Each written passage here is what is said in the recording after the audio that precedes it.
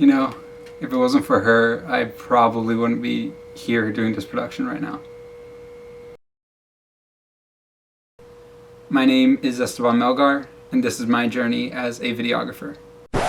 Let's start at the beginning.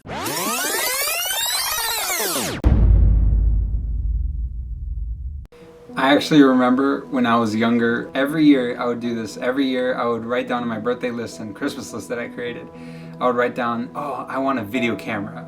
And when I wrote down video camera, I didn't know anything about it. I didn't know anything about cameras to begin with. So I had in mind, what I pictured was like those camcorders that you kind of like cup your hand around. It wasn't until I was 14 years old, on my 14th birthday, where my parents went out and they got me a video camera, or a camera you could say, and it was a GoPro Hero. Actually, I think I actually still have it around here somewhere.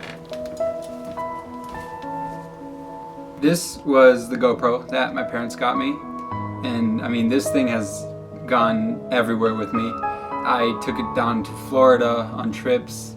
I remember when I first got it, I would take it to nearby soccer fields and play with it, and like try to set it up at a cool angle and get really cool footage and try to replicate what I saw on YouTube with this little GoPro. And obviously, because a GoPro doesn't compete to like the DSLRs that many YouTubers were using at the time, it didn't turn out that way, but that didn't stop me from going out and trying to make it the best that I could.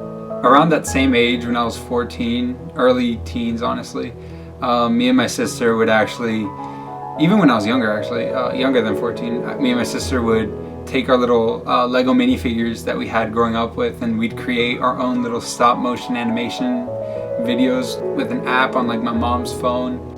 Hello Lego fans, today I'm going to show you how to build a Lego Star Wars jetpack for Clone Trooper. And my mom was also teaching me how to first use PowerPoint and create slides for a church, where we would put the lyrics of a song into PowerPoint and display that through a projector on the wall.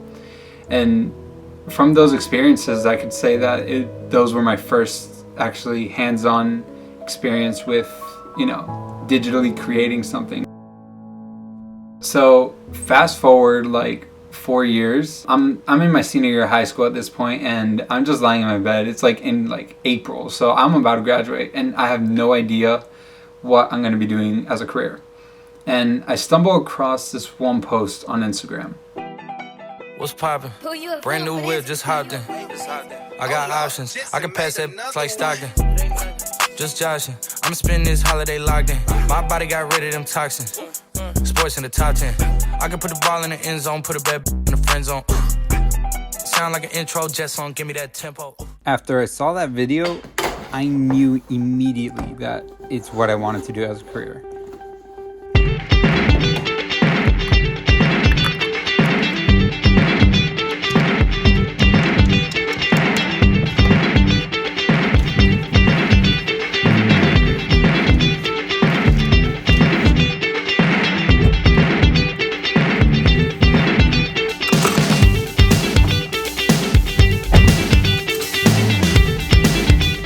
So I knew I had to start somewhere, but I didn't know where to start. So what I ended up doing was finding the guy that ended up making that video, and I messaged him on Instagram saying this. Bro, I love your work. That's my dream job right there. I'm going to be getting my degree in media and editing, and I was wondering where to look. I'm a senior in high school and I love editing and videography, and I was wondering what would I have to do to get a job like yours. He responded with, yeah, absolutely, man.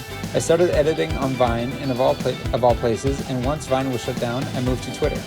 My freshman year, I reached out to my college's athletic department with examples of my work to see if they had a need for another video producer, and they brought me on.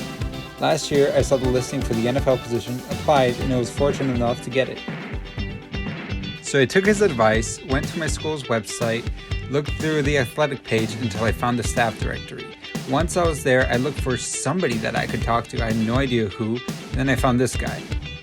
I found his email, copied it, opened a new tab, opened Gmail, and began explaining my situation, what I was trying to do, and why I was getting in contact with him. I pressed send, and now I had to wait. after I got in touch with the one person, and after a few weeks of getting referred to like 3 or 4 different people, just continually just hopping back and forth to like a bunch of different people, I finally came in contact with the guy I needed to talk to. Until eventually, I got the job. Say hi, Miguel. In the last year at MCTV, I've learned a lot, more than I ever thought I ever would have. I've been a part of productions, created things for the school's YouTube, and even got to work on camera for sports events and many different productions.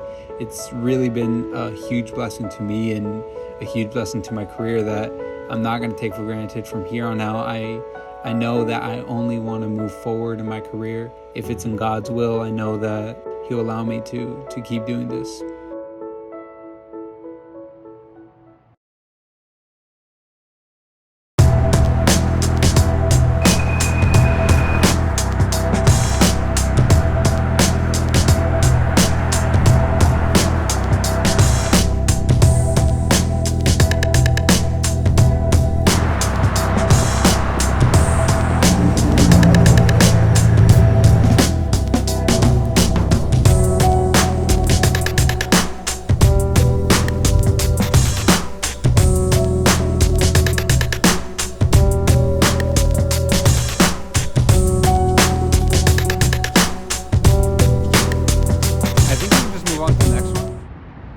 Oh wait, oh wow, I really like that. Hold on.